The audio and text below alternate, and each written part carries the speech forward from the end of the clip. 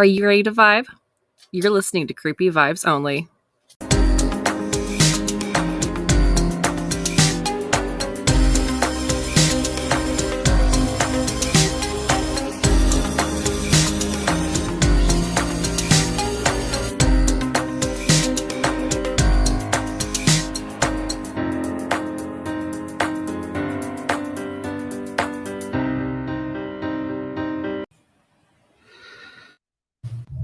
Please work. Oh, God. Every time it's just like a typical nightmare, and I frighten you. I'm glad to see nothing changes. Everything stays the same. Oh my God, my heart. Rip. We're off to a good start for October. Jesus. Hey, it's in the vibes, right? Spooky season. It's fine. Don't be concerned. Oh, I just closed my notes. I don't need those. I can just go by. Yeah, who needs to know what they're talking about? Not me. How are you? I'm good. Lewis was like the last 2 nights, he's like, you don't need to sleep. We can just stare at each other into the night while I squat in the backyard 8 times a night. It's really good. Oh my God. It's fine. I don't cry. Milo didn't really care about me when I he was arrived. like later. He's like, oh, you're here. Nice. He's like, Grandpa and I've been having a great time. I don't know why you're back. He's like, oh, Grandma's here though. That's exciting. Mother, regards. Oh my God, what a little butt. How was Montreal? It was fun. It was a lot of fun. The picture's still supposed to look so cute. Yeah. we ate great. We tried a bunch of different restaurants. Food was amazing.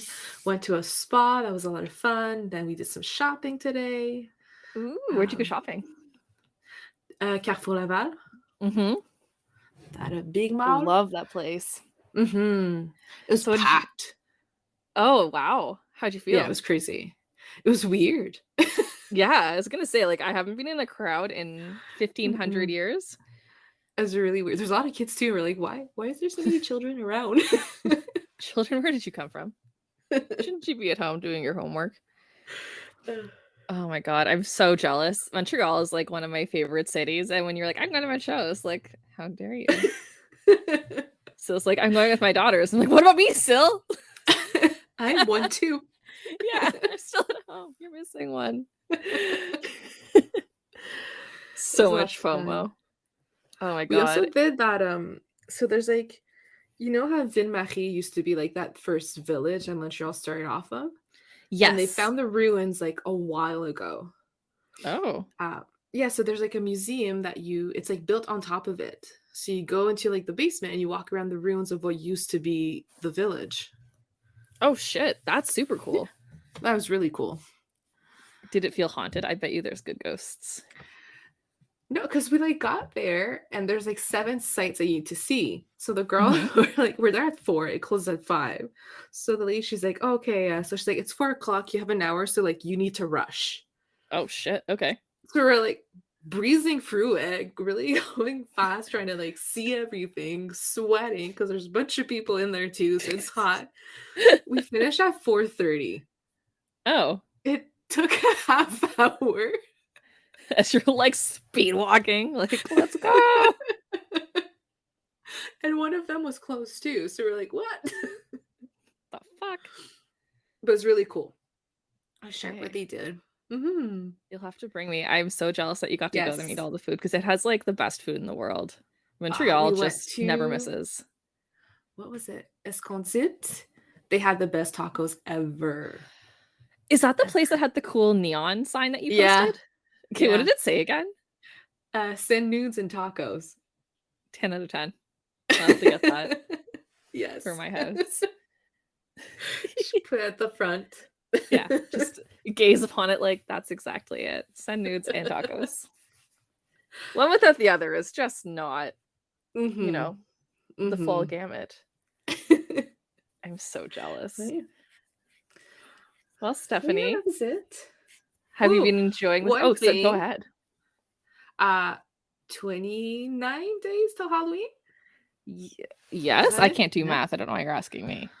Yes, no, so it's the 3rd, so 28 days. I don't know. I just posted this morning. What did I post this morning? Yeah, you would have known this morning when you did the math. Yeah. So we are mentioning it because for the listeners out there that don't follow us, 28 days. So go check out our Instagram because we've decided to do a countdown up to Halloween, and every day we're going to post a Halloween theme movie. So yeah, and you'll know who suggested it by whether or not it's going to scar you. If it's a kids movie, it's Emma. Yeah, definitely. I would never post anything horrifying. Oh, we should have posted 28 days later today. Next year. What's that? Oh, it's so no, good. I'm not seeing it. I don't know why you thought I was going to suggest that. I would never. Okay, so for Steph, and those of you who haven't seen it, like, what are you doing? It's a horror movie, and this like guy wakes up from a coma, kind of like how The Walking Dead starts off. Okay. And it's 28 days later from when he went into a coma, so 4 weeks. And there's been like a zombie plague, because it's always a zombie plague, but these zombies don't just like I don't know why they're cows, but they don't just like shovel slowly the way zombies like do in like most depictions. They fucking run. Like they're runners, they are track stars. Like they're like hauling ass to like straight up murder you. Like imagine like a Doberman, like the kind of dog. Like that's if like these zombies are the equivalent to like a Doberman if like regular zombies were like a pug. Disgusting. No. Yeah, it's great. Ugh. It's a great movie. Watch it. Enjoy it. Cry. I just watch, Halloween Town, Hocus Pocus. That's my shit. Can I be controversial? No. I don't like Hocus Pocus. Okay, well, what's wrong? I don't like it. I don't know. I just find it boring. It's good. I love everyone in it. Like there isn't a single person who is in it that I'm not like love them and everything they do, except Hocus Pocus I can't get into. Apparently there's a sequel. Probably won't watch it. Yeah, it's coming. Yeah. Well, like, I don't know. I don't know if it's coming. They keep confirming, and then they're like, jokes. And then they come back. They're like, actually, yeah. And they're like, no. It's like, for fuck's sake. Stop playing games with Stephanie's heart. It's really good. It's cute. Like, does it beat Harry Potter? Hell no. But it's a cute, okay, but what does? Halloween movie. Puts you in the theme, It does. Okay, would you say Harry Potter is like a Halloween movie, or is it just like an all year round movie? Because like it's magic. Okay. Multiple times a year. When you have a bad day, just put it on. When you're sick, just watch yeah. Just like binge them all the time. Yeah. When's enough time for McGonagall? Oh, did you look at our analytics lately? No. Today we have reached India.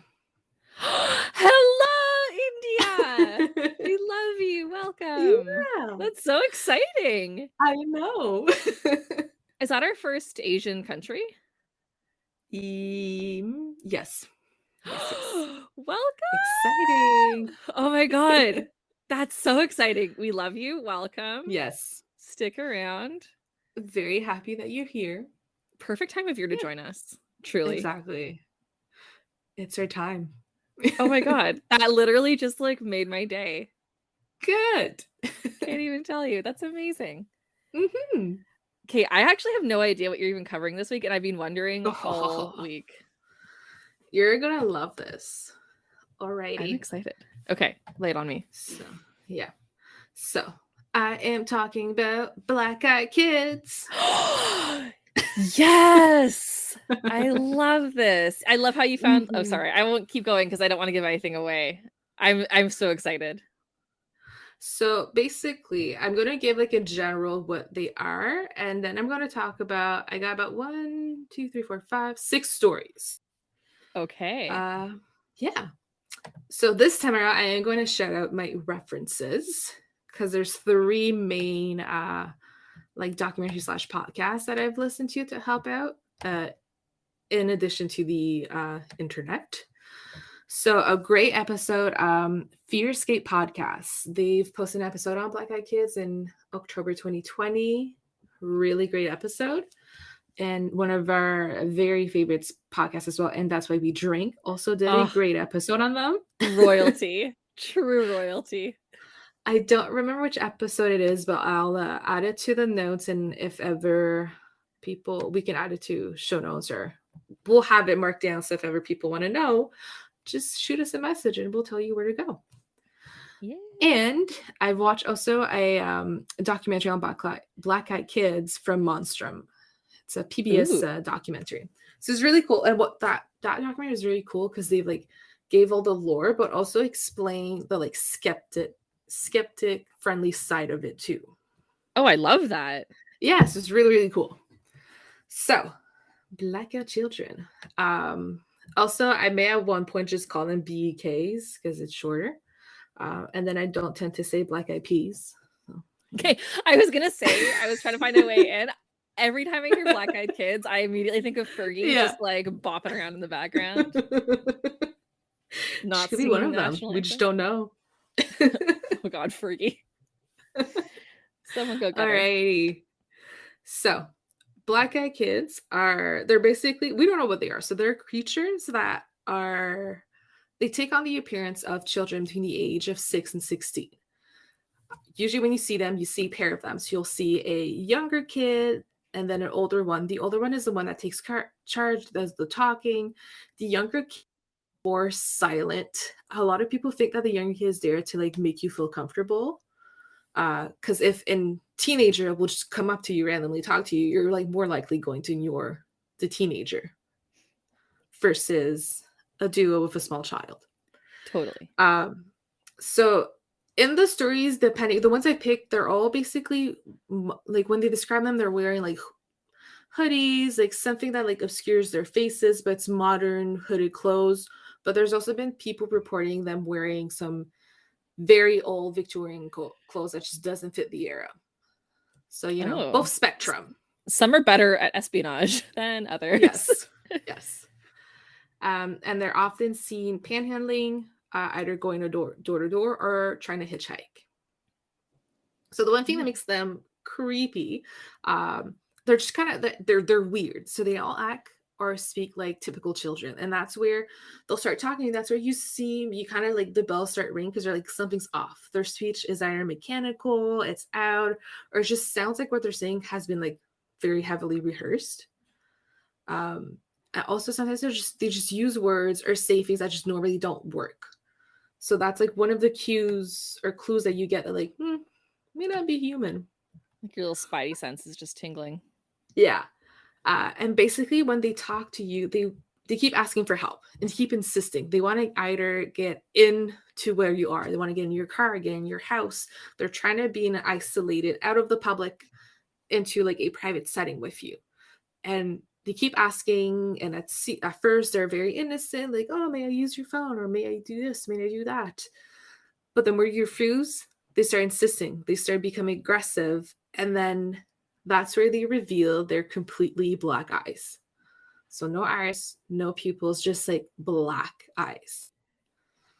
Oh. And at that point, that's where also people either once they realize the eyes, of course, sheer terror. But that's where like there's kind of a spell that kind of breaks because before that you kind of feel hypnotized. And you'll see when I tell some of the stories, it makes sense. Where it seems like they have that ability to mind control you, but it's not strong enough. So yeah, so you'll like they'll be at your door being like, "Oh, can you please unlock the door?" And without realizing you're starting to unlock the door, and what is happening? Jesus, I hate that. Listen, bodily autonomy, don't fuck with it. Black Eyed Kids. Consent. Wait, are you not hearing what I'm hearing? That's weird. What? I'm sure like banging and shit. Is that Milo at your door?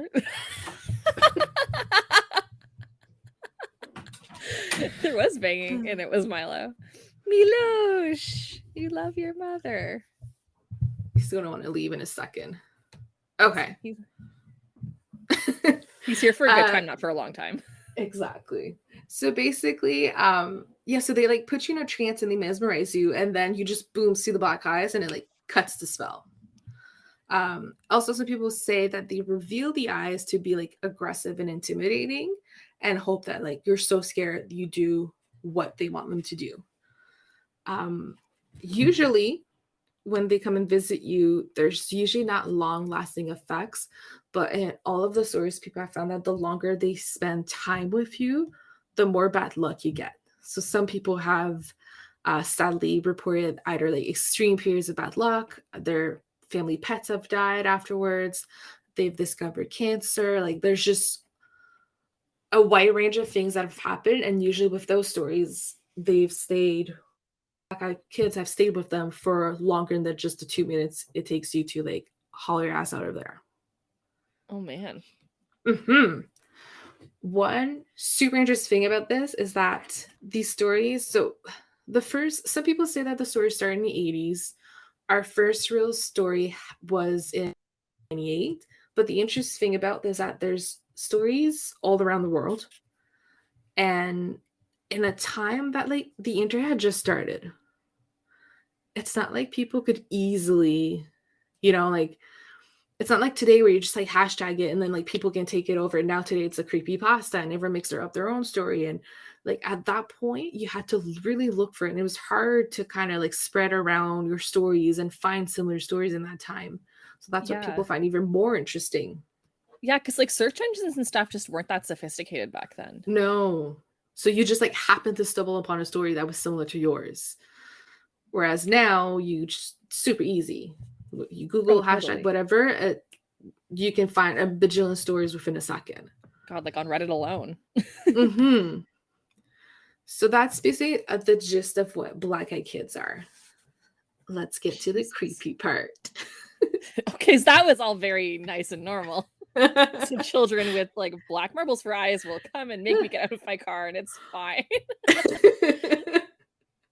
So my first story is in 1988 from Brian Bethel. So Bethel is a journalist in Abilene, Texas, and his name is very popular in the like black kids trope, because he's apparently one of the first accounts. That's what people attribute to him. He's done multiple interviews, and he till this day will say that it happened. He fully believes it wasn't like, he doesn't think it was kids with like contacts trying to mess with him. He fully believes things were things and not humans. So, oh my God.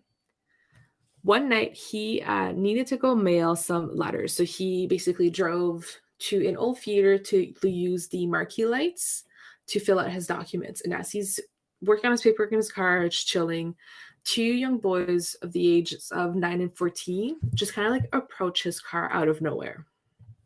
So Bethel describes the first one as a olive-skinned, black curly hair young man, and the other one as a red-headed, pale-skinned, freckled young man, and they both were wearing hooded shirts. He doesn't think they were. Sorry, Milo wants to leave now. Oh, me dosh. Goodbye. He doesn't think they were related. They just kind of were chilling together. So they show up to his window on the driver's side, and he like cracks down, rolls down his window just to leave a crack to ask them what they want. And the boys ask Bethel for help. They say that they really want to see the Mortal Kombat movie, money, and they need a ride to their mother's house. So Bethel kind of like felt a weird vibe of it, and he told them basically, well, the movie already started. By the time we get there, we come back, you're not going to be here on time. No, sorry, can't help you. Come on, mister, we just need help to get to her mother. We're just two little kids. Pauses, and then he says, come on, mister, we can't get into your car until you invite us in. So Bethel, fucking vampire children, the fuck? Yes. And at that point, Bethel noticed that like he was in the process of unlocking the doors. And the second he realized, he stopped. And he looked at them, and that's when he saw the black eyes. So he just, that point, is terrified, starts panicking. And then the kids, once they've eyes to him, they start getting aggressive. So they're banging on the windows and pulling at the door handle. And then they say, "Come on, mister, you have to let us in. It's not like we have a gun." Oh my God. Bethel, yes. Bethel, when he was recounting this, he said that to him, trying to convince him, it was them implying that they didn't need a gun to get what they wanted. Yeah, like I find that so much more threatening than me not saying it. Mm-hmm. So then at this point, he basically puts his car in reverse, gets out of there, speeds off, and then when he looks in his rearview mirror to where they should be, and they were in a big parking lot, right? Completely disappeared. No one there. So that's story number 1. Okay, but like if you're talking to someone and they like have completely black eyes, would you not notice that right away? Well, like I guess like a lot of the stories, like they say like they're wearing like hoodies or their hair is in their eyes and they're looking down and they're not making it obvious. Yeah, I guess that's true. Mm-hmm. And from the stories you'll see, they start showing their eyes the second that they don't, like after you refuse a few times and they get mad at you, that's where they show you. Now I know to piss off children right away every time I talk to them, so I know faster. Or you just go my way, never help anyone. Never. Yeah. Ryan and I were talking about that recently. He was like, I was glad you'd save us. And I was like, yeah, you know, Steph slept for herself. She's a runner, she's a track star. Not even like, excuse me, miss. Nope. Not today, Satan. Just see you like hustling down the street. Like, no. I don't speak your language. I gotta go. Say what? Aviento? Oh my God. Now we're going to in August 28th, 2006 in the Denver area. So I'm going to take bits and pieces of like the quotes from the story, but I'm going to try to just like say it. So this lady, she was leaving the mall one afternoon. Okay, and you're going to love this. So basically she explained that she went shopping the afternoon and then she left and she had passed from the doors a group of teenagers in a group of what she calls wearers of black. Okay. Nuns. I think she's talking about goths. Okay. Wearers of black. Okay. And this comes often. That's why I had to mention it. Okay. So she passes. Perfect. Yeah, she passes these wearers of black and these group of teenagers, and she's walking by, but she noticed 2 kids are apart from the group. One that is, again, younger and looks to be around the ages of 10, and one that is older, 14. And she just noticed that they were apart and their body language was different from the other teens that were around. So just kind of sees them, crosses the street, and as she is completely on the other side, she looks back and she sees the 2 kids completely staring straight at her. She said at that moment, sheer dread just went through her, and she described it as a shock of looking at evil. So in her mind, she's like, fuck no. So she starts picking up the pace and going towards her car. And as she's walking towards her car, the oldest one screams out, "Miss." And she said that the kid's tone was pleading. So she thought it was odd. And then without realizing, it made her slow down. So she slowed down her pace, but then the second she realized that she was slowing down, she picked up her pace again. So she starts walking faster, and then she looks back at the kids that are now following her, and teenagers in wearers of black that are at the door, and everyone just is watching the scene, not certain about what's happening, but she could sense that they were uncomfortable with what they were seeing. So she keeps walking. Yeah. And then she looks back at the kids again and she knows that they've gained a lot of ground on her. Again, "Ma'am, please." And as he's pretty close, she turned to look at him, and that's when she saw that his eyes were completely black. She said that his eyes were like black pits. And she also looked at the other one, and that's when she saw that the other kid also had completely black eyes. So she started running. They ran after her, and she got to her car, managed to get inside, lock the door, and they were at the front of the car at that point. They had almost caught up to her. And she said at this point, they're screaming at her, and they weren't pleading anymore. They were angry, and they were screaming, trying to get her attention, banging on the door. And she managed to the lady was funny. She's like, I basically didn't even care if someone was like walking in the parking lot. She's like, I didn't even look. I reversed. I sped out of there. She's like, I did not stop speeding until I got to my house. And Oh even my when she got God. home, when she got home, she sat in her garage for 10 minutes, unsure. And one thing, she ended her story saying, I don't know how to convey the absolute sheer evil that I felt from those two kids. And what makes this like creepier is that like she didn't even talk to them. And they just Like were she like, didn't, Mrs. or ma'am or whatever. yeah. They're just running after her. And like she didn't like, it's not like with Bethel where he had a conversation with them and he's like, oh fuck, like these kids are off. Yeah. Like 100%. just their vibes gave her that clue of like something's wrong. Would you say they were creepy vibes? Oh yes, they were. See what I did there? Very funny. And then during this, like while she was recounting the story, she's like, one thing I remember saying is, I'm not going to end up in the news tonight. And she kept like repeating this in her head while running away from these two kids. Oh my God. Yeah. But it gets creepier with story number 3. Oh, good. All right. I don't know where this is from, and I don't have a time. I just have a story. Love it. Mystery. Here for it. So basically, this woman, she was sleeping at night with her husband and their daughter that was in the room with them as well. It was a toddler. And she's woken up by her dog barking at their bedroom door. So tries to calm the dog, tell him to like, go to bed, shut up, everything's fine. But dog keeps going. So in her mind, she says, you know what? I'm just going to open the door, show him that there's nothing. Opens the door. Dog races to the front door and starts snarling at the door. So she's like, okay, weird. She goes to the door, still feels like very like calm at that point. She doesn't know what's happening. She goes to like touch the deadbolt, and her dog immediately starts cowering away from the door and whimpering. And that's where at that point she's calm. Suddenly she feels like very panicked, and something tells her just go and look through the peephole. And she does. Standing on the doorstep are 2 girls. One that looks to be around 16 and one that looks to be around the ages of 3 and 4. 16-year-old has long hair and big her eyes, and the 16-year-old, the 3 to 4-year-old, is behind her holding the hand of the older one.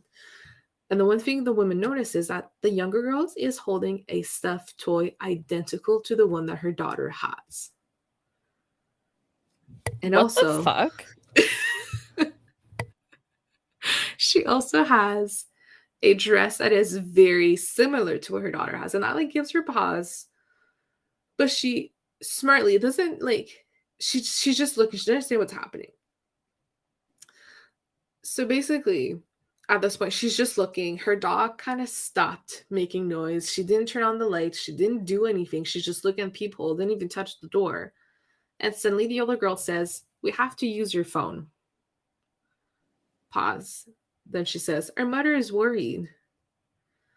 The lady doesn't answer at this point and just backs away. The girl then again says, "Just let us in to use your phone." She keeps backing away. And this whole point, like when she was asking, she was pleading. But now at this point, she changes to a commanding and hostile tone. She says, "We're not going to hurt you. If we wanted to do that, we would have broken in. I'll guess again." Yeah, because that's definitely how you get people to cooperate, is threats. And she says, "I'll guess again. May we come into your house and use your phone?" Now, one thing I want to know this, because when I first read it, I was like, this must be a typo, but then it makes sense. When she says, "I guess again," she's saying, "I'll ask again." But again, like these kids don't really know how to talk. So like, ding, ding, weird. Ding. Jesus Christmas. So when she says, "I'll guess again, maybe come into your house and use your phone," her dog starts snarling at the door. And the woman, she just like didn't say anything, just keeps walking away. And now when she says that, she's like walking away, and then she kind of stops and she like feels this feeling inside of her that's pulling her towards the door and letting them in. And she doesn't know why she has this feeling. And she like, obviously like they're not that good at like mind controlling you because people notice it. and they don't do apparently. it. They need to work on that. Yeah, guys, come on. Practice is perfect. But she was like, she found it weird that she like suddenly had that temptation of doing it.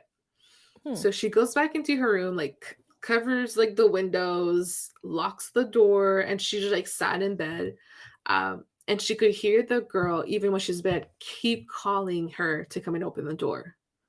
And she said it went on for about like 15 minutes, and then she left. But the woman said like she did not sleep that night. She just sat there and waited for them to come back. Yeah, I would have pissed myself. Mm-hmm. No, like what's gross about the story is that like, how did she know she was at the door? Because like the dog barking could be anything, but she like specifically knew that the woman was looking at her through the peephole. The fuck? Mm-hmm. Yeah, because I mean, I'm not super familiar with people, so I'm pretty sure you can't see. You can only see one way, right? Yeah, you can't. I don't think you can see in. And the whole time she was looking down. Oh, I forgot to mention, she was like looking down with her bangs in the eyes. And then when she said the whole like we would have broken in, she looked up. Was it? There's a point where she looked up and she could see the eyes, and that's where she's like, "Fuck no!" And she started backing She's away. like, "No thanks, I'm good." Yeah. But like it was just very, because like she said, she's like, I didn't open the door, I didn't touch the door, I didn't turn on the lights, I didn't turn on any lights in the house for them to know there was movement inside of the house. But they knew. I just want to say, I really appreciate that this woman and I have the same approach to answering our door when she's dealing with black-eyed kids as I do with like Jehovah's Witnesses. I'm just like, no. I just like, since I have the ring, like we just like watch people show up, and I'm like, no, thank you. Yeah, same. I'm like, you know what? Thank you, Ness. Just leave it at the door. Yeah, not sponsors. It could be. We don't like to talk to people except for their podcast because it's a one-way communication source. Christ. All right. There's an even more icky one. Great. I'm so relieved. It gets better. This one I do have a date. March 17th, 2008. So this girl, she was 12 years old at the time, and she was waiting in the car for her mom, who was at the hairdresser. She was inside the parked car, just chilling. And she had noticed on the sidewalk this boy just walking back and forth. And she, from like quickly glanced at him, she thought it was someone that she knew. So she banged on the windshield to get his attention. And when he looked up, she's like, oh, awkward. Not someone I know. Being there. So she just kind of hopes that he like fucks off. But he does not. Yeah, I was going to say the story would just end. And he didn't. He walks over to her window and stares at her. And that's when she saw, because he was completely staring at her like during the day and just showed her his black eyes. And she said, when she recounted the story, she thinks he did it because he really wanted to scare me. Like it was intentional. Yeah. Yeah. And then he whispered, "You must let me in."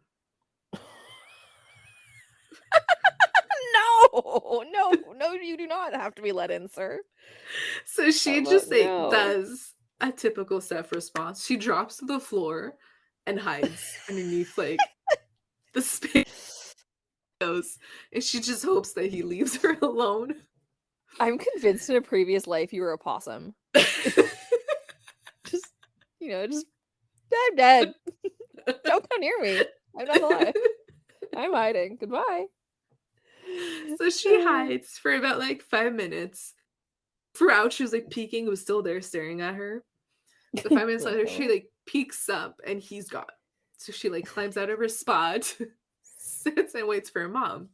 Her mom gets to the car and looks at her and said, like, something really weird happened in the salon. And the girl like still is like rattled and terrified.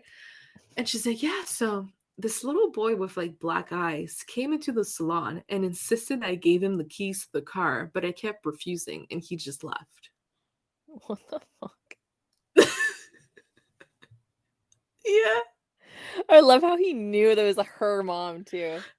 That's so gross. It's so gross. It's icky. No, like sir. They were like parked where there's a bunch of like businesses. Like, how did you know that A, she's waiting for her mom, B, her mom was in the hairdresser? Like, that was her. He's just watching. He's like, scoping out my next attack. Gonna kill you in your car. Jesus. And No this was thanks. like in the afternoon, like day. Multiple witnesses. He did not give a fuck. Like, sir, it's 2:00 on a Saturday. Can you not? So, Just gonna live our ready lives. for story the next one? Story the next one. Yes. I was like, I don't Just remember how saying. many I have, so. Listen, I'm here for the ride. Lay them on me. So I have this one and then another one. Oh. So one thing, an interesting thing, is that black-eyed kids are very popular in England. They're a thing. Love that for them. Yeah. England, you need a new hobby. So Lee Brickley, he is an investor. Those are the shit that I didn't pay attention to, but he investigates paranormal stuff. What is relevant to us is that. Sir, we only care about the things about you that are interesting to us specifically. Otherwise, we don't care. Yeah. No thanks. So he recounted a time in 2014 where he investigated an area called Cannock Chase. Cannock? I don't know. Kana? How do you spell it? Cannock. Cannock. What is yours? Oh, jeez. It's fine. You're French. It's okay. So he investigated there, which is in England, and there's been multiple sightings of BEKs there. Or could you one time that? Sorry, I'm still thinking about this. I need to stop. I'm sorry, Stephanie. Wait, it's okay.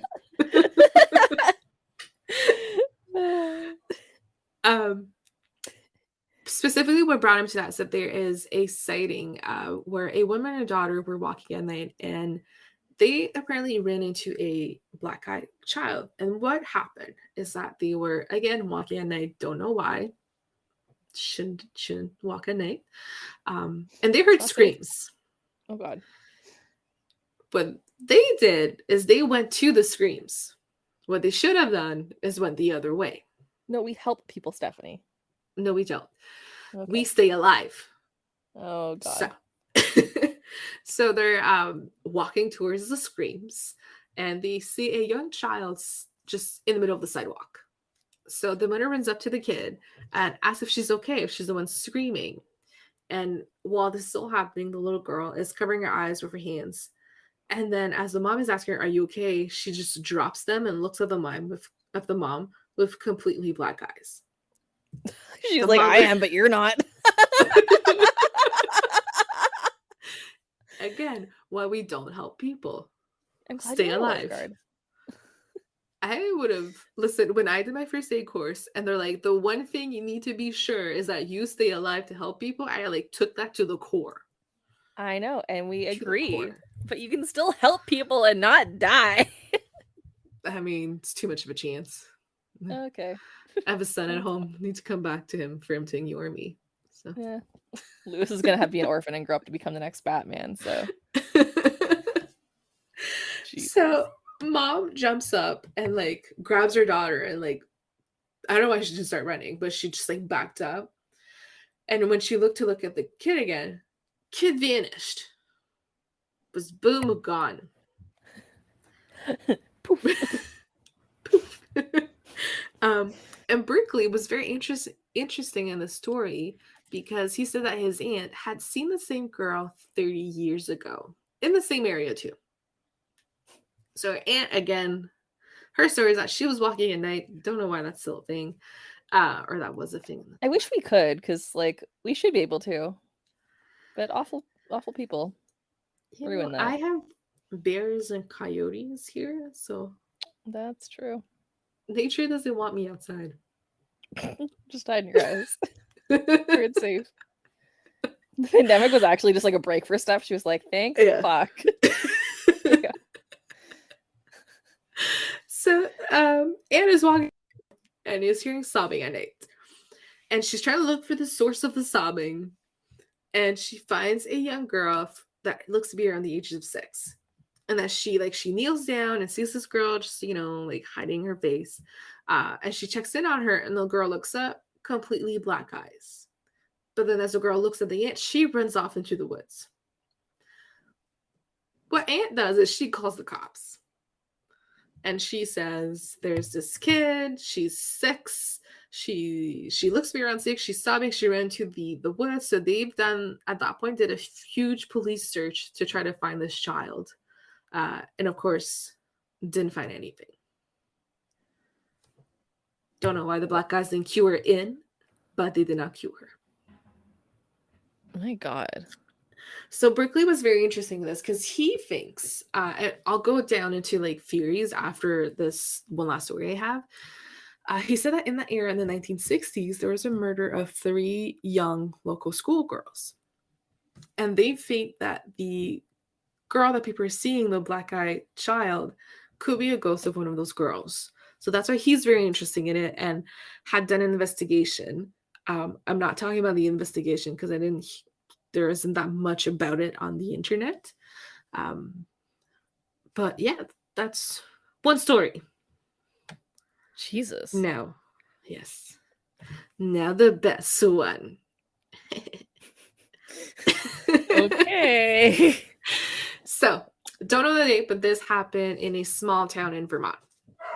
Oh, geez. Milo has a strong opinion about this. He's like, Vermont, can you not? You're supposed to be for skiing and Bernie Sanders. And that's it. No danger whatsoever. So we're going to power through while he screams at us. You only need one of us barking, not both. Yeah.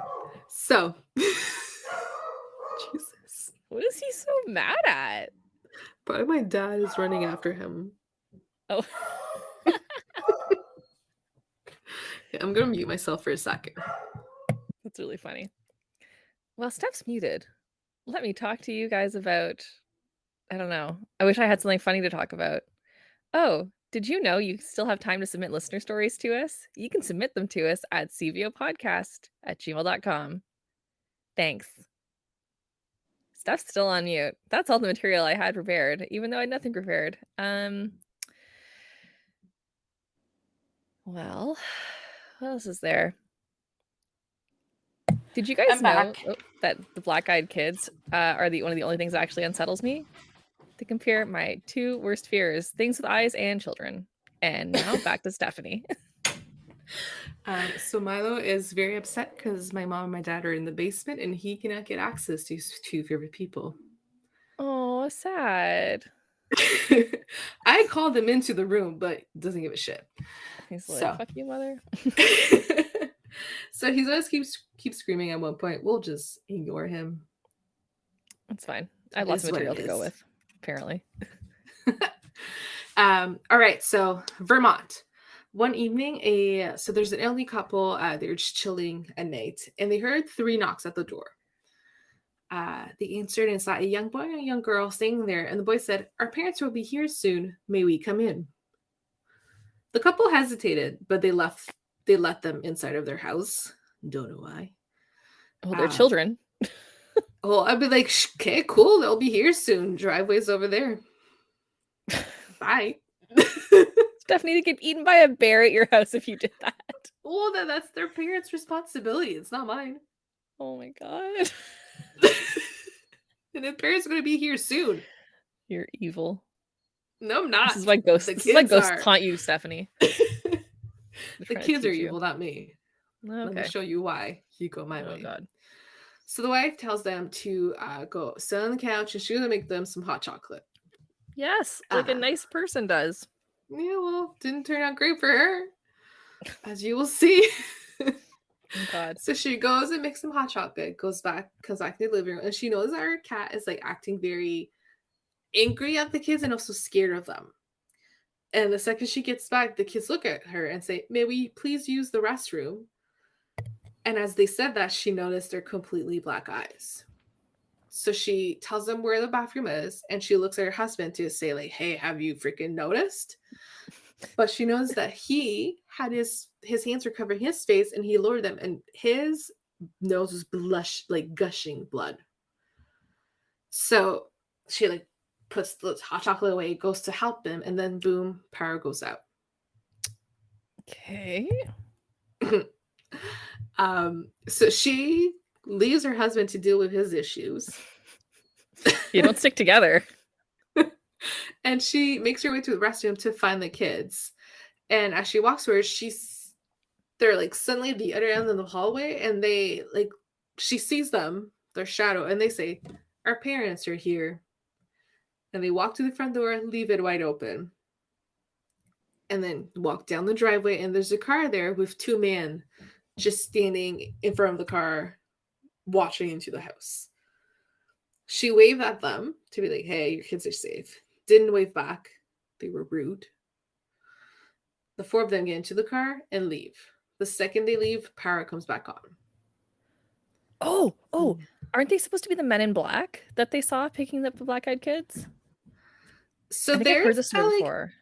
interesting theory with the men in black. Yeah, like they are tied to So Mothman and all sorts of cool stuff.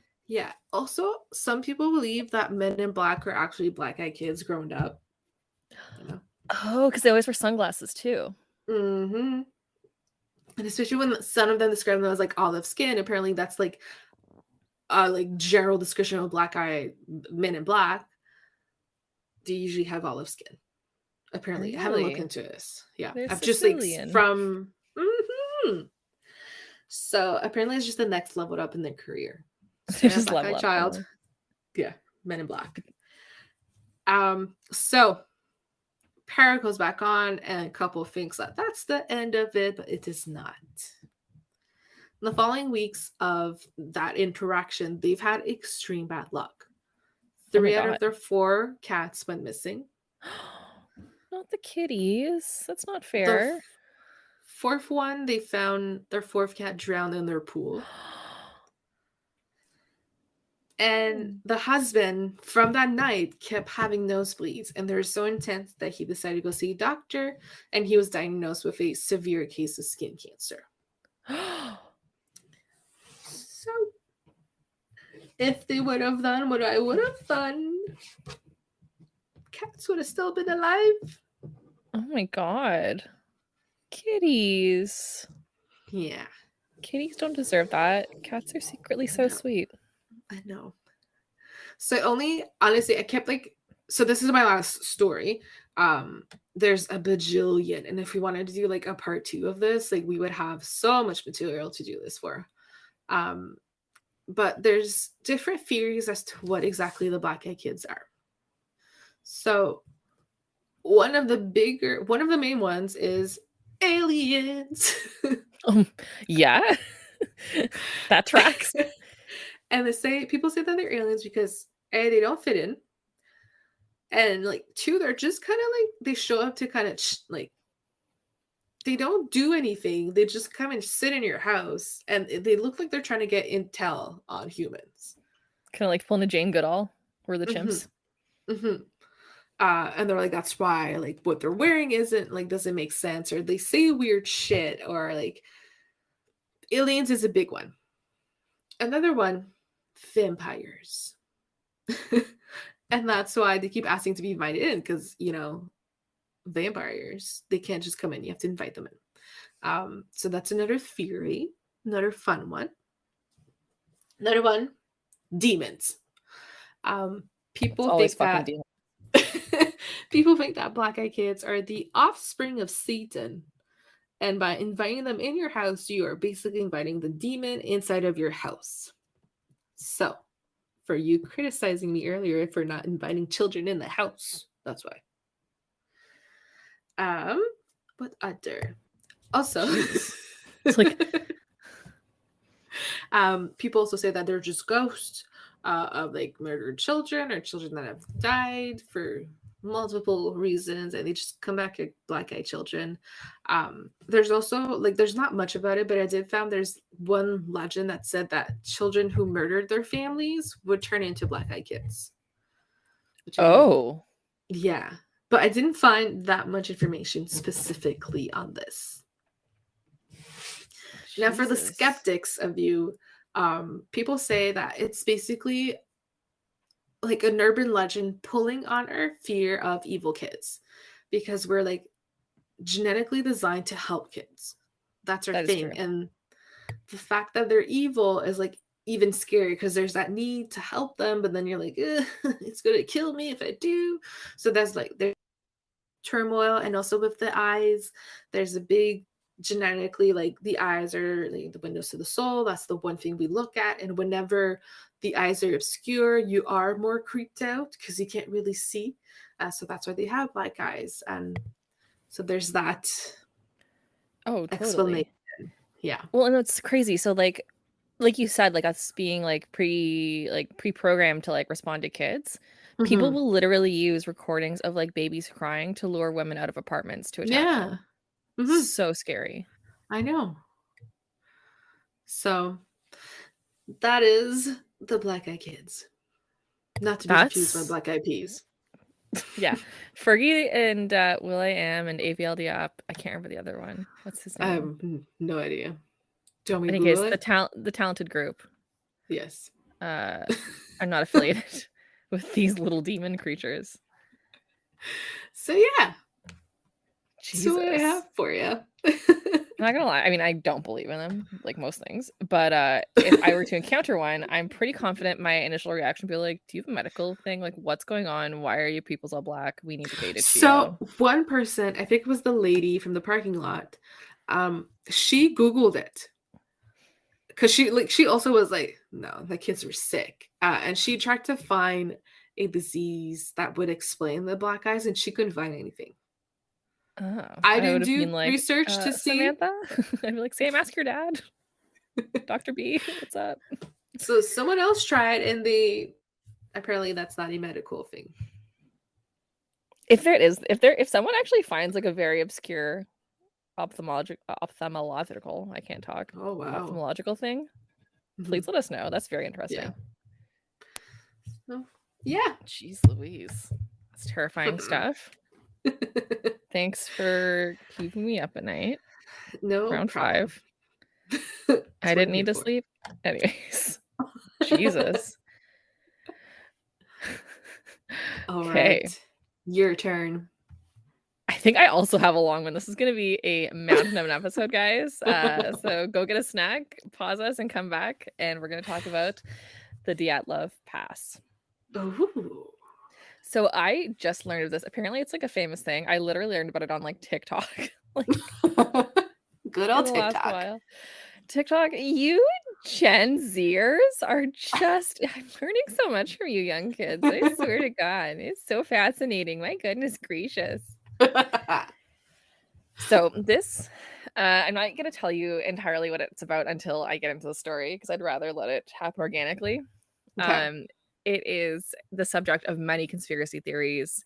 And as anything, as you may guess, like Dyatlov is Russian, as anything that comes out of Russia, there's always that kind of like, well, like how much can we really know? Like, because Russia is such a closed society when it comes to information. Yeah. So let's get into it. Okay. So shout out to the New Yorker, Vox, and mostly Wikipedia, because like where else do I get information? For helping a girl out with this. As I perused your annals of information. So in 1959, a skiing exhibition started off to go across the northern Urals in Sverdlovsk Oblast, which was in the Soviet Union at the time. So according to one of the prosecutors involved, because things didn't go well, some information that was found in the tent of the expedition indicated that the expedition was named for the 21st Congress of the Communist Party of the Soviet Union. So it was named after a very important moment in history and was likely dispatched by the local Komsomol organization. So Igor Dyatlov, which is the namesake of the Dyatlov Pass, was a 23-year-old radio engineering student. I could be wrong, but that was my understanding actually, at the Ural Polytechnic Institute, which is now the Ural Federal University. The Urals are being like the mountains up there. Okay. And he he assembled a group of 9 people to join him on this trip, and the bulk of which were students and his peers at the university. So each person in the group which was 8 men and 2 women, was like a very experienced hiker. So they were grade 2, which indicates like a lot of like ski tour experience, hiking experience, and they would be moving up to grade 3 within like the hiker certificate tiers when they finished their hike and their expedition. So at the time, within like that system of governance, the grade 3 tier was the highest certification level available in the Soviet Union. So you would have to have traversed 300 kilometers of expedition, which through like that kind of terrain is quite a monumental feat. Yeah. So the route was designed by like Dyatlov and his expedition to reach the far northern regions of Sverdlovsk Oblast and the upper streams of the Lozva River. So really trying to like get up into the like that wilderness. So they say. Okay. So as many expeditions, it had to go through a period of approvals, and it was approved by the Sverdlovsk City Route Commission, and off they went. One thing to keep in mind, though, is that this route that they undertook was estimated as a category 3, which doesn't mean anything to us, but to them means it was the most difficult time to traverse because it was in February. So it was like, not why? going to be easy because people are crazy. I don't know. Ugh, just don't go I know. outside. Stay home. I know. I know. And so it was going to be like a 300-kilometer expedition, right? So the incident, which I'm just going to say as the incident for now, occurred 10 kilometers north of the site where like the goal was 10 kilometers north of like where things went wrong. Okay, so they almost got there, didn't make it. Yeah, 10 KOA. That's not far. That's like not that far. Like you and I could hike a 10K. Could we in though? Like a day? We wouldn't, but we could. It would not be fun. Yeah. Okay. So on January 23rd, the group was given their route book, which is basically like the kind of expedition plan, which listed their course as following the number 5 trail. So it was an existing trail that they're going to go. So the Sverdlovsk City Committee of Physical Culture and Sport listed approval for 11 people. So the 11th person who is going to go on the trip was Semen Zolotaryov, who was previously certified. So another like very experienced person. Okay. So the group arrived by train at Ivdel, which is a town at the center of the northern province of Sverdlovsk Oblast, in the early mornings of January 25th, 1959. They then took a trek to another village, which is the last inhabited settlement to the north. So quite up in the northern part of Russia, up in the Urals. So while spending the night in that village, which is called Vizai, they basically carb loaded, as I do every day. But they got a bunch of bread, ate it, get their energy ready. They were excited. They had a really monumental trek ahead of them. It was going to be great. So then on the 27th of January, they started their trek towards Gora Otorin. And on the 28th, so the next day, one of the members named Yuri Yudin, what a great name, who unfortunately had some chronic health issues. So they were living with rheumatism and congenital heart defects, had to turn back. So why did they go? Well, they ended up turning back. Yeah. Turns out not a bad thing to do. So they turned back due to knee and joint pain that made him unable to continue the hike. Diaries and cameras found around their last campsite made it possible to track the group's route up to the day preceding the incident. Must have been creepy. I know. So on January 31st, the group arrived at the edge of a highland area and began to prepare for climbing. In a wooded valley, they basically packed up like all their extra food and equipment and got ready for the return trip. And the next day, they started to move through the pass. We think that they plan to get over the pass and make camp for the next night on the opposite side of it, but the weather started to take a turn. So Ugh. snowstorms started to decrease visibility, and they ended up losing their direction, and they deviated west towards the top of Kolatsiekil, which is a big hill. Mm-hmm. When they realized their mistake, we think that the group started to set up camp there on the slope of the mountain rather than move 1.5K downhill to a forested area. The challenge is that, like, if they'd actually gone to that forested area, they would have actually had more shelter from the weather. So Yuri Yudin, who we know left the group, thinks that Dyatlov probably didn't want to lose the altitude they'd gained, or he decided to practice camping on the mountain slope. What a good decision. Before starting off an expedition and leaving, Dyatlov, who we know is like the group leader, had agreed that he would send a telegram to their sports club back at the university as soon as the group got back to the Vizaya, which was that last village that they were in.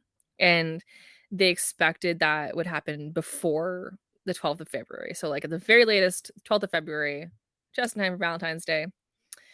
But Dyatlov had told Yudin before he departed the group that he figured it would then be longer because I guess at that point they would have had a better sense of what the conditions were. So once they got to the 12th of February and no messages had been received because, like, Yudin had been told by Dyatlov, like, listen, it's going to be longer, there was no immediate, like, reaction or anything like that because delays, especially being told that, like, Yeah. delays were common if you're going off to the fucking mountains, right? Like, they're like, well, they're in the mountains, it's taking a while. So February 20th rolls up and the travelers' relatives are like, you guys got to do something. It's like 8 days after they were supposed to be back. So they were Oh like, my you God. gotta fucking stage a rescue. Thank you, Yeah. moms and dads. So the head of the institute sent the first rescue groups, which were basically volunteer students and teachers. Later, the army and militia, militia, wow, I struggle. So their police forces became involved, and then they finally got, like, planes and helicopters ordered to join in. Keep in mind, though, this is 1959, so it's not like we're dealing with, like, the modern Yeah. surveying technology that we have now, right? Like, the kind of Mm-hmm. sophisticated drones that you can use.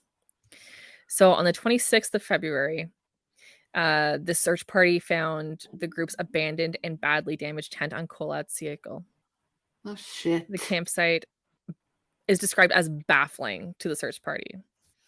So the student who found the tent was named Mikhail Sharvin, and he said the tent was half torn down and covered in snow. It was empty, and all the group's belongings and shoes had been left behind. Their shoes? Investigators, yep.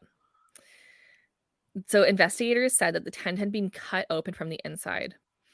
So 9 sets of footprints left by people wearing only socks or a single shoe or even barefoot could be followed, and they led down to the edge of a nearby wood on the opposite side of the pass, which was then 1.5 kilometers to the northeast. If they'd only camped that same distance down the hill, maybe they would have survived.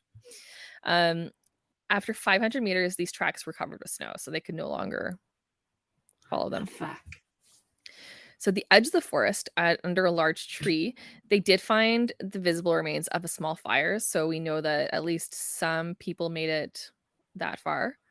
And that's where they also found the first 2 bodies of Krivonishenko and Doroshenko. And they were shoeless and dressed only in underwear. Oh no. I know. So the branches of the tree were broken up to 5 meters high, which kind of leads us to believe that at least one of them had tried to climb up the tree to maybe get, like, a view or, like, see where the camp was or otherwise survey the area. Between that tree and the camp, the searches did find 3 more corpses. So they found Dyatlov, Kolmogorova, and Slobodin, who died in poses that, like, in basically, like, their bodies were indicating that they're trying to get towards the tent. Oh no. And they were found at distances of 300, 480, and 630 meters from the tree. So not far. Yeah. So finding the remaining travelers took another 2 months, or took more than 2 months, I should say. Oh wow. They were finally found on May 4th under 4 meters of snow in a ravine that was 75 meters further into the woods than that other tree. So not much farther. 3 of the 4 were like in better snow wearing or like survival based clothing than the others and like more dressed for the weather. And there were signs that some of the clothing of people who died first had been removed for use by the others. So like as people died, others would put on their stuff. Okay. Dubinina was wearing Krivanchenko's burned torn up pants, and her left foot and shin were wrapped in a torn jacket. So as soon as the first 5 bodies were found, a legal inquest started, obviously. So a medical examination. So they thought that the last 2 murdered the 5? Was that the general idea at that point? They don't know. At that point, they had no fucking idea. They were like, Okay. what the fuck is going on? So a medical examination determined that no injuries would have led to their deaths. So they assumed that all of them died of hypothermia. Okay. Slobodin did have a small crack in his skull, but they didn't think it would be a fatal wound. Okay. So in May, the examination of the bodies that were found in May kind of shifted the narrative of things. So 3 of them had fatal injuries. Thibaut Prignol had major skull damage. Dubinina and Zolotaryov had major chest fractures. So that major what? Sorry. Had like major chest fractures. So like rib injuries and things like that. Okay. I'm leading to think it's more like flail chest or like compression, but yeah. So according to one of the experts involved, the force required to cause such damage would have been like comparable to a car crash. So like an extreme amount of force. Or a Yeti. So that, or they would have had to be subjected to a high level of pressure. Okay. So those 4 bodies were found at the bottom of a creek in a running stream of water. So they had soft tissue damage to their head and face. So, for example, at the risk of being gross, Dubinina was missing her tongue, eyes, part of her lips. I know, as well as facial tissue and a fragment of skull bone. Zolotaryov had his eyeballs missing. No. Kalifatov, his eyebrows. His eyebrows. That's weird. His eyebrows were gone. I know. Like they were plucked off, or like the skin was gone? Just gone. The skin gone too. There was soft tissue damage. I know. So the forensic expert who did the postmortem judged that these injuries happened postmortem. So they happened after they died. So like probably animals. Well, so they initially thought that it was the Mansi people. So the Mansi people are the indigenous group to the area, and they thought that they had murdered them for encroaching on their lands. And the Mansi people who were interrogated were like, no. I mean, they always blame the indigenous people. 100%. They get scapegoated. Like, obviously, it was a bird, and they're like, no, it was the indigenous. No. 100%. And the other thing is that the investigation also indicated that the nature of deaths did not support that hypothesis at all. So the only footprints visible were the hiker's footprints, and they showed no sign of hand-to-hand struggle. So it's not like they fucking like teleported in and like did that. You never know these days. You never know. Yeah. Could be aliens. It could be. So this I'll explain why this makes sense. But so at the time, the temperature would have been very low. So like negative 25 to 30 Celsius. So for our Americans, that's negative 13 to negative 22 Fahrenheit. And with the storm blowing. And in spite of that, the dead found were only partially dressed. So some, like, for example, some had like only one shoe, and others were only wearing socks. And they were wrapped in like snips or ripped clothing that seemed to have been cut from those who were already dead. Okay. I'll get into why that likely happened. But I'm first going to go through the inquest files, kind of jot notes. Okay. 6 of the group members, remember there are 9. So 6 died of hypothermia and 3 died of fatal injuries. Nothing indicated that like there was anyone else nearby apart from the 9 travelers. The 6 killed the 3. And then Karma got them. Karma, aka Snow. The tent had been ripped open from within. The victims had died 6 to 8 hours after their last meal. Okay. Evidence from the camp indicates that all of the group members left the campsite of their own volition, and they traveled on foot.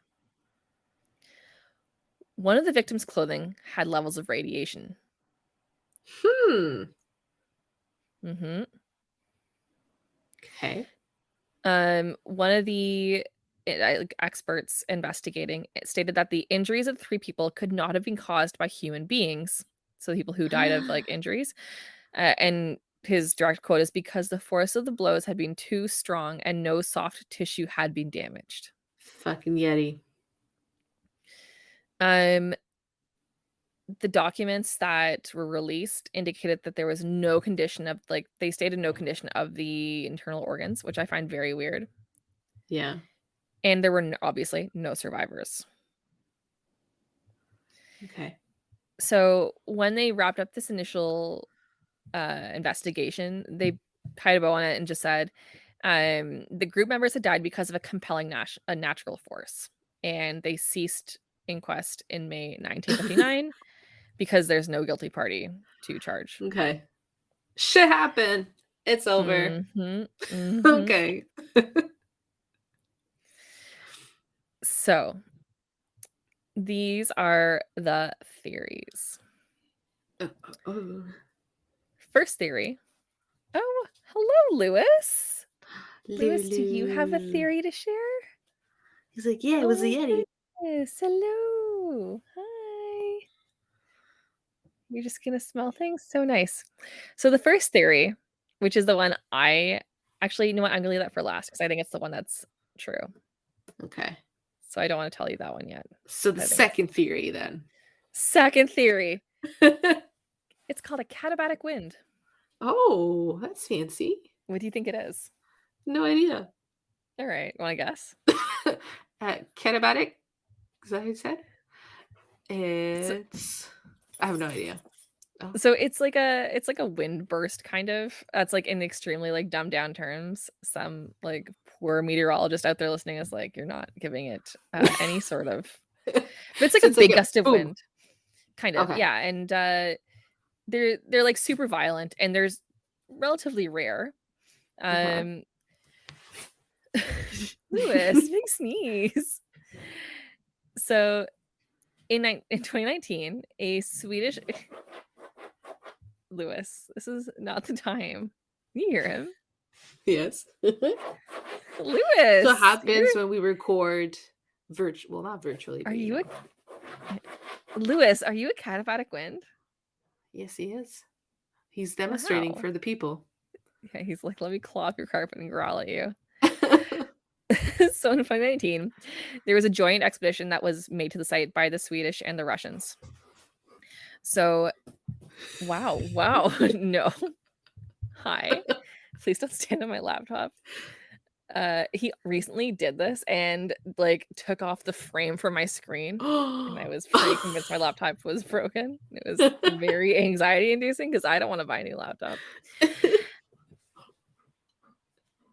Lewis, you hear him breathing? Yes. It's so aggressive.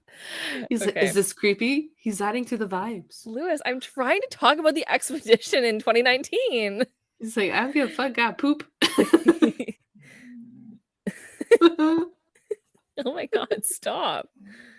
What are you doing? Okay. So basically the Swedes and the Russians went up and they were like, it could be a katabatic wind. And they also thought this because in 1978 there was a case at the Anaris Mountains in Sweden where 8 hikers were killed and one was severely injured in the aftermath of a katabatic wind because they're so forceful. It's like a mini burst of like hurricane winds. Oh, okay. Basically typically in like a mountainous area, so like it's fucking violent. Yeah. So okay, but if it was that, wouldn't they not just stay in the tent? Well, so and, they like, wouldn't have take been able to shelter stay in in the the tent? tent. They wouldn't be able to because the tent could get blown away. So suddenly it's like fucking off to us. Like, Okay. like just yeah. So like in the event of a katabatic wind, and they would have been trained to deal with that because they were super experienced, right? Yeah.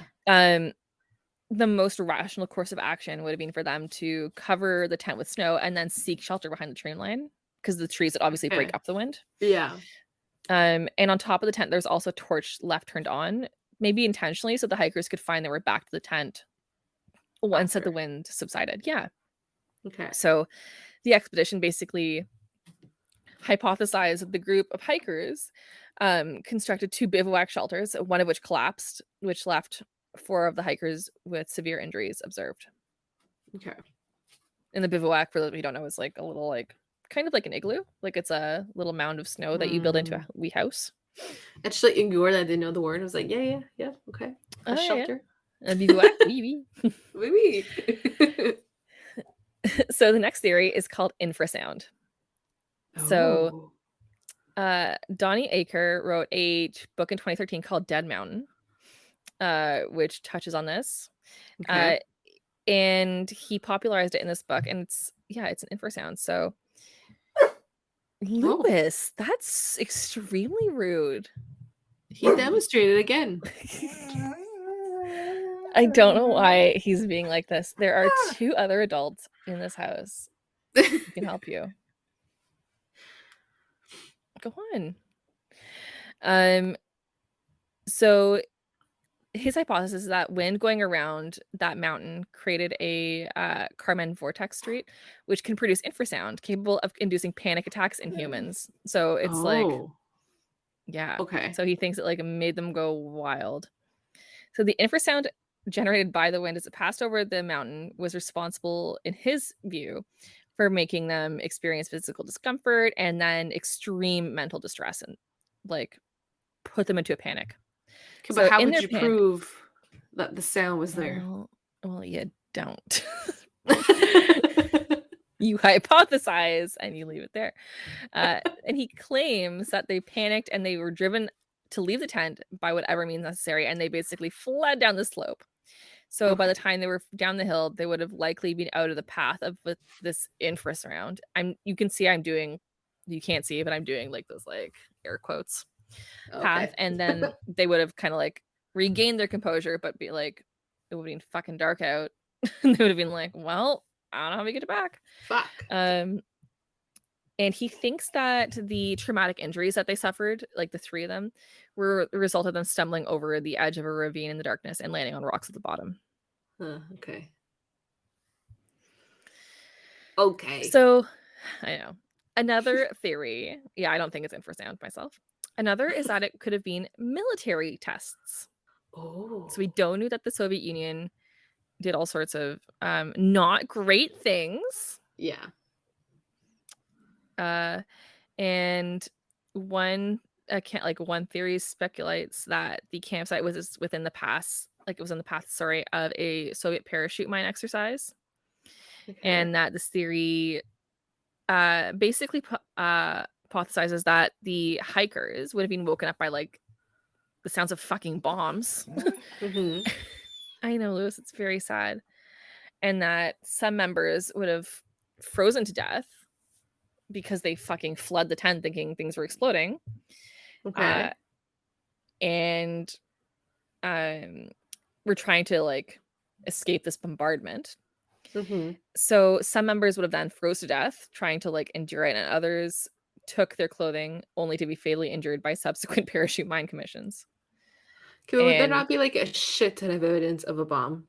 Like the aftermath is pretty visible, is it not? So the thing with parachute mines is that they detonate while still in the air rather than striking the surface of the earth. Okay. Yeah. So they do produce similar injuries, like as to like what would have been suffered by the hikers who did have physical injuries, like tons of internal damage, but not a lot of soft tissue damage because it's like force, right? Like it's kind of like if you're falling and stop really suddenly from a great height, like yeah.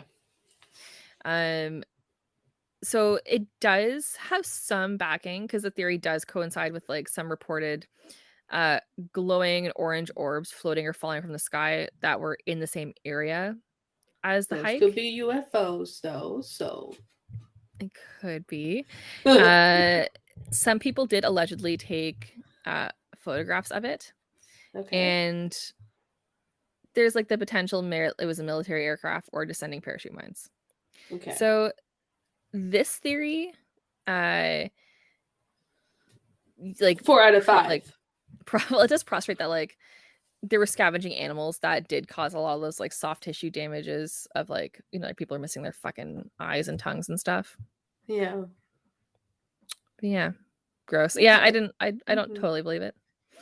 Okay. So this one I totally believe.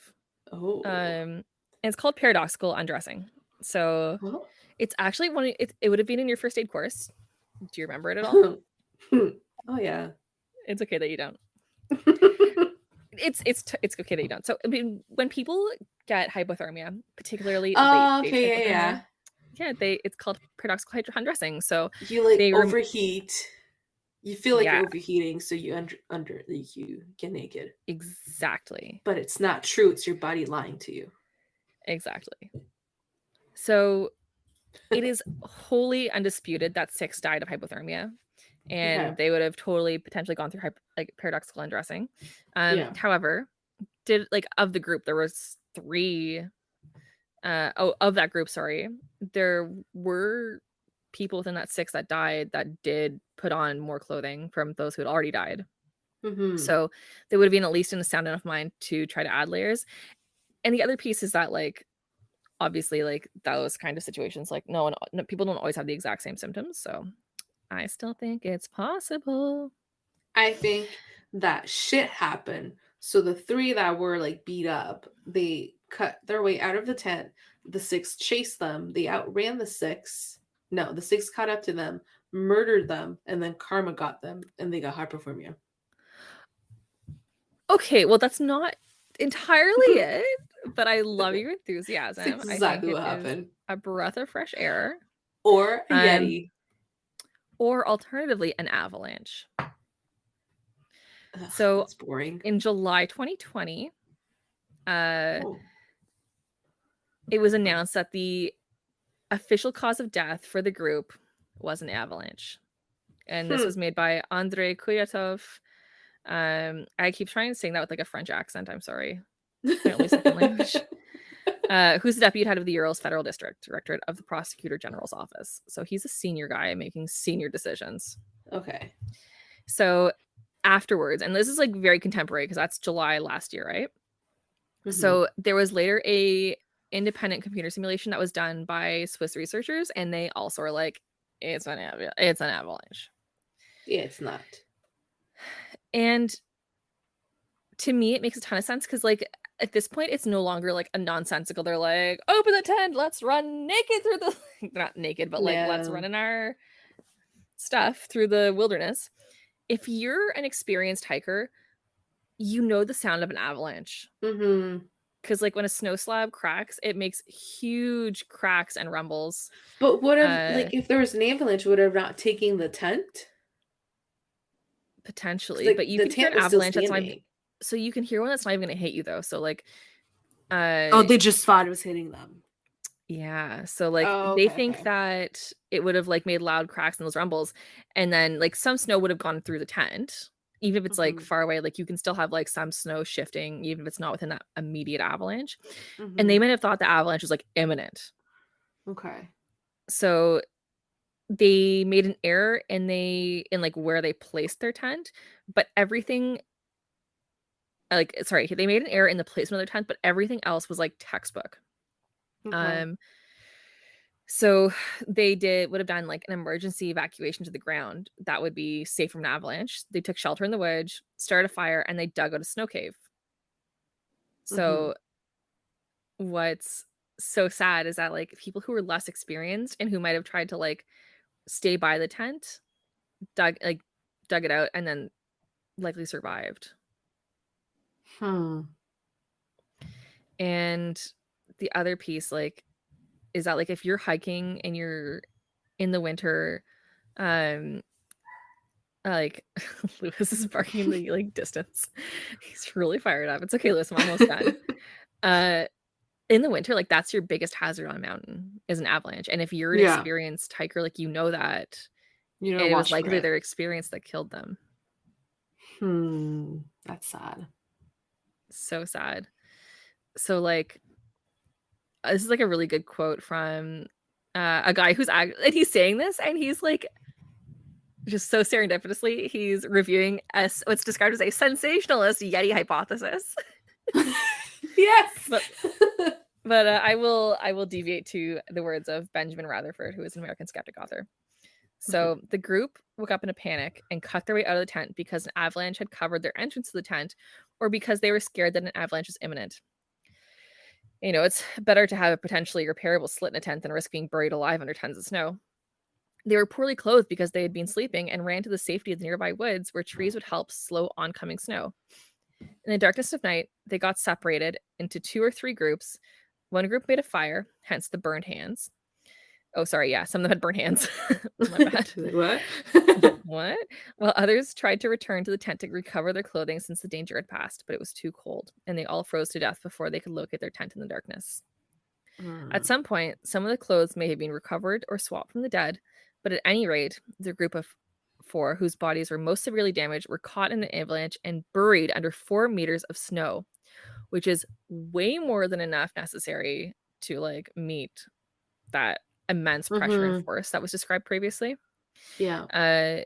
And we assume like, and he says Dubinina's tongue was likely removed by scavengers or ordinary predation.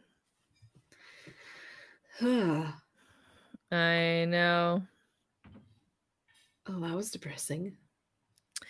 But yeah, such a creepy and fascinating story.